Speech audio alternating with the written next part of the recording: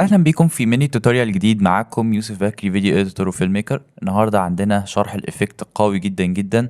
هو عجبني الصراحه لانه كرييتيف وما شفتش ناس كتير عملته في ميوزك فيديوز، وهو ايفكت اللو اف بي اس زي ما احنا شفنا في الميوزك فيديو بتاع اغنيه دروجبا لمروان موسى. هيظهر قدامكم اهو.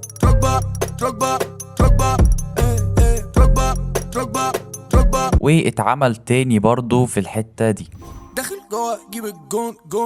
زي ما شفتوا كده يا رجاله. الافكت قوي جدا وما فيش حد عمله كتير في ميوزك فيديوز، فهي دي الكرياتيفيتي. وشاوت اوت للي عمل فيديو اديتنج للميوزك فيديو ده. تعالوا نخش احنا بقى في شغلنا على بريمير برو. اول حاجه بيبقى عندك الفيديو اللي انت بتعمله امبورت. هو مثلا بيكون الفيديو ده بتسحبه كده وتحطه في السيكونس عندك تحت. بعد كده هتروح على قائمه افكتس فوق، تمام، وهتكتب بي او اس. اول ما تكتب بي او اس هيظهر لك في التايم هنا تحت كده بوسترايز تايم. هتاخد الافكت ده تسحبه كده بالشكل ده، تحطه على الشريط بتاع الفيديو مش بتاع الاوديو اكيد، تمام. فبنحطه هنا كده وهنعمل ميوت للصوت عشان الكوبي رايتس. وهتيجي على الافكت كنترولز وهتيجي عندك هنا كده في البوسترايز تايم. هتلاقي الافكت عندك هنا كده، هتلاقي ان ده بيقدر يحدد لك انت عايز الفيديو كام فريم. طبعا الفيديو الاساسي لو احنا جينا كده في البروجكت وجينا عليه كده، تمام، وكليك يمين وبروبرتيز، تمام، فهنشوف ان هو متصور بعدد 23.976 فريم بير سكند. وده الفريم ريت بتاع الفيلم الممتاز جدا. يعني لو انت مصور اي فيلم او شفت اي فيلم فهو بيكون متصور على الفريم ريت ده. فاحنا عايزين يبقى فيه لاج، فهنعمل ايه؟ دي عدد اللقطات في الثانيه. هنقلل عدد اللقطات في الثانيه. هنيجي على الافكت كنترولز، بعد كده هتيجي على الفريم ريت هنا كده وتخليها 15. تعالوا بس نشوف كده الفيديو قبل وبعد. الفيديو قبل زي ما احنا شايفين هتلاقيه شغال بسلاسه ومفيش اي مشكله. نلغي الافكت ونشغل الفيديو، هتلاقي ان الفيديو شغال فعلا بسلاسه. تعالوا نجيب مثلا فوتج واضح. فانا شايف ان الحته دي مناسبه ان احنا نشوف فيها من غير الافكت عامله ازاي. فانا هقص كده، تمام. تقدر تقص بالريزر تول عادي الحته اللي انت مش عايزها، وتجيب السلكشن تول او باختصار الفي وتمسح. وتعالوا كده نجيب اخر المشهد. هو ده اخر المشهد، فاحنا هنقص كده وهنمسح ده كده، وعايزين القطعه دي بس اللي هنجرب عليها الافكت. تعالوا نشوف كده مع بعض. يعني قبل ما احنا نحط الافكت او احنا عاملين له هنا ميوت،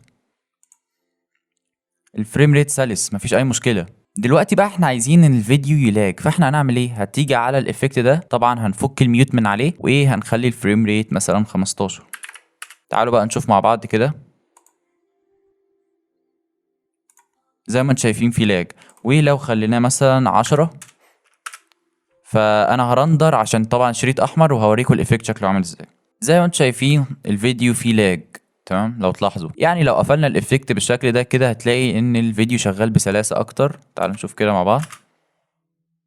تمام، شغال يعني كلير خالص، يعني مفيش اي تقطيع. تعالوا نشوف كده تاني.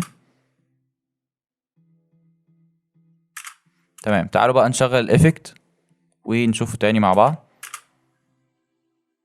بدأ يبقى فيه التقطيع الغريب جدا ده. بس كده يا جماعة. وتقدر على فكرة تقلل، تخليه 7 5 اللي انت عايزه. كل ما تقلل كل ما الفيديو هيبقى شكله لاج جدا جدا. يعني بص كده كده هيبقى لاج شكل رهيب. يعني